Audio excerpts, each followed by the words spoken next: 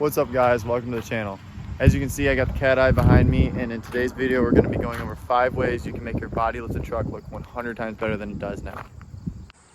So for an educational example, we're going to be using my 2005 Silverado 1500 that happens to have a 3-inch body lift as well as a 4-inch rough country suspension lift. But the main thing we're talking about here is the body lift, and if I did it right, you can't tell this truck has a body lift on it. And that took about 6 years of learning and trying crap, because I absolutely hated how the body lift looked. I bought this truck with a body lift on it, and I live in Illinois, and trust me, I tried to take it off. The bolts won't come out, so you got to find a way around it sometimes. So here's number one. We're going to start with the front of the truck. And before we dive into it, I just made it sound like body lifts are bad. It's my personal preference. Now that I covered it up and did all this work, I love it. I wouldn't have taken it off, but I'm just saying I wouldn't put one on a truck because of all the changes you have to do to just put normal accessories on that all your buddies can bolt on. Well, you got to weld them on. You know, it's a different deal. So if you listen to these steps, you know, the truck will look good. But if you're starting from scratch, I wouldn't, like if I got a new Silverado, I wouldn't go put one on it. But it's all personal preference. So let's get started. So starting with the front of the truck, my body lift came with the bumper relocation brackets. Well, that's how I bought the truck. So the more expensive kits come with it. I think this one's a Performance Accessories kit. It's a very common one. So the bumper was raised to fit tight how it's supposed to from the factory. If you don't have that, that's the first thing that I would do. It's mainly, the first step is bumpers. So adding to that, if you want to have a brush guard, I obviously have a ranch hand grill guard on this truck. This will not bolt on because it bolts to the frame of the truck. When you do a body lift, you're lifting the body off of the frame. So this is a 3-inch. So here is a 3-inch gap. That's also, you shouldn't see my exhaust manifolds. That's supposed to be covered. But obviously the body's off the frame of the truck. Well, when I got this ranch hand and went to put it on, you line it up with the frame rails, and this is hitting right here. So after a lot of metal fab and thinking, we cut off the brackets. I had to make custom brackets. Me and my friend welded them up. We used an engine hoist to hold it, and then it slides in and bolts up. If you want to put a ranch hand on your body lifted truck, comment below. I'll make a video on that because the rear bumper is custom too. So I can make a video on doing those custom bumpers, but this is mainly just the steps to do. So mainly lift your bumpers up to match the whole truck. It makes it look like a truck's supposed to, and you don't have a huge gap. Because if you don't relocate the bumpers, you have a monster. I mean, this is about 4 inches, so you have that huge gap, and it just does not look right. And you're just shooting yourself down right there. So the first thing to do is get the right body lift for your truck. Okay, now coming around to the rear of the truck, still on the subject of bumpers, I obviously have a 2015 to 18 style bumper on this. That will bolt on to any of these any body style truck, any Silverado, I'm sorry. That new style bumper will bolt right on. Well, I have a body lift, so guess what? It wouldn't. So I also have custom brackets welded up, fabbed up to make this fit. So if you guys want a custom fab to get these bumpers on video, whatever, brackets, I can do that. But yeah, the rear is more common on these because the front usually comes with the lift kits. In the back, you end up having this humongous, people put diamond plate there to make it look better, this huge gap. Well, mine did have, when I had the factory bumper, I had the relocation kit, and they put a spacer right here between your hitch. It'll be a 3-inch spacer, so then your hitch hangs lower. But having the hitch hang lower, well, this bumper almost covers it a little bit, but having the hitch hang lower looks, in my opinion, a million times better than having your bumper tight to your hitch and 3 inches lower on the truck. So that's pretty much it. The first step is your bumpers. You need them to look right, or else the whole truck doesn't look right. Okay, on to number 2, and this is actually free. Get rid of your spare tire. I know it sounds stupid, but what I do is if I go on long trips, I'll throw it in the bed. Or you can get one of those cool pre-runner mounts or something for your tailgate, a tire gate. But This bumper obviously changes. I wish I didn't have this bumper on so I could show you easier. But you can see, all you see on this thing is spare tire when you pull it behind you, because they hang down. I mean, you're talking a little, like an inch lower than this hitch.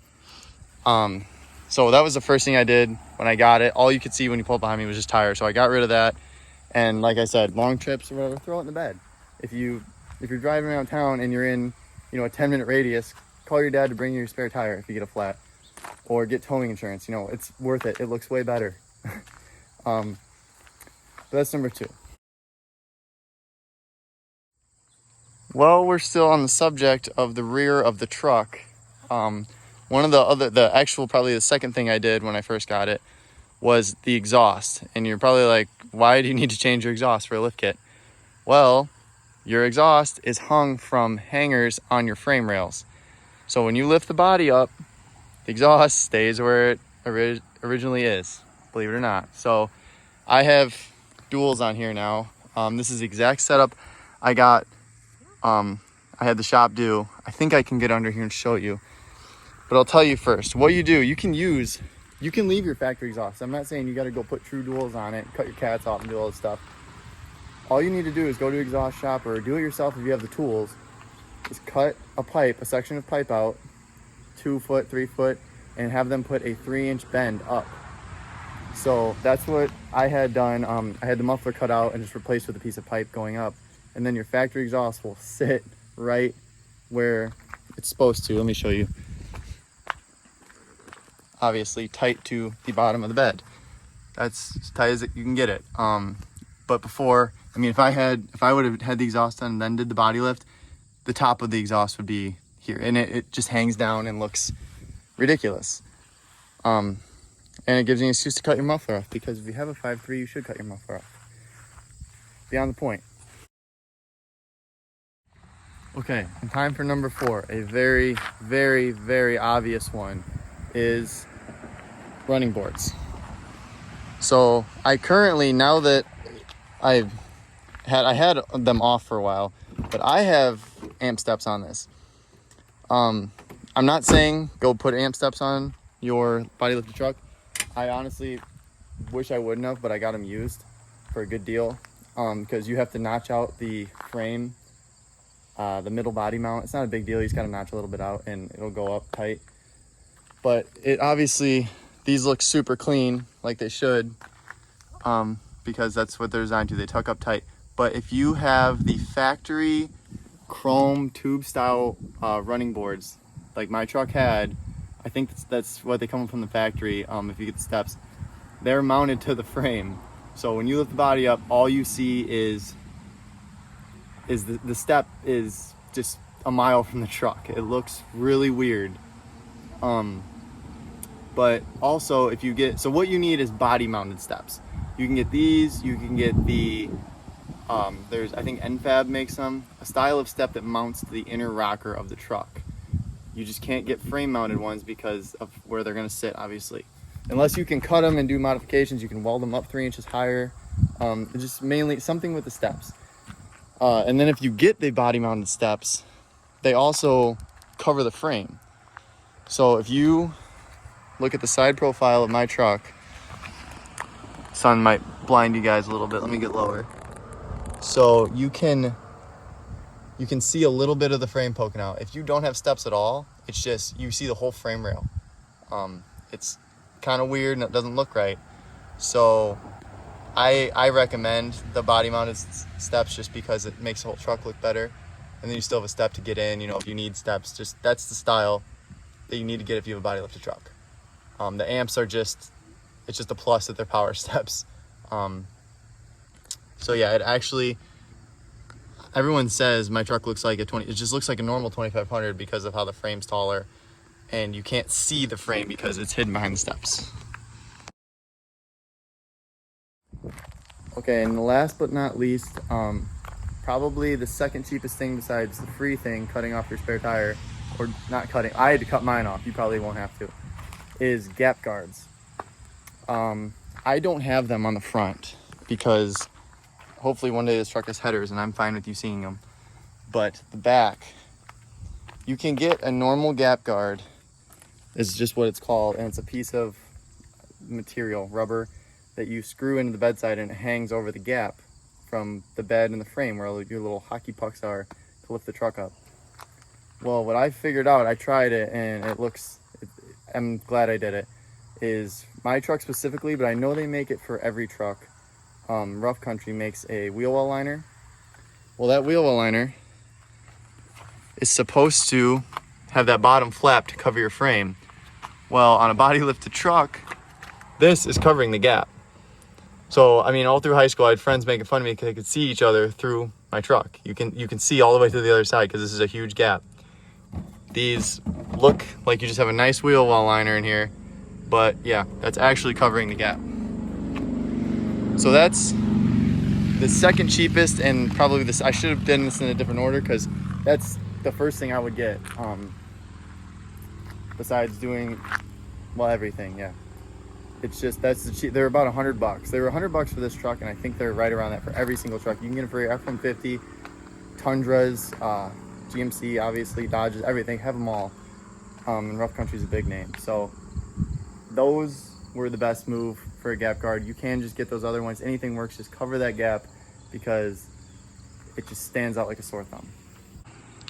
All right, guys, that's pretty much going to do it for today's video. I just wanted to bring that to you because it's some simple steps that, I mean, it took me a while to figure those things out and messing around, especially with the whole bumper situation and the ranch hand.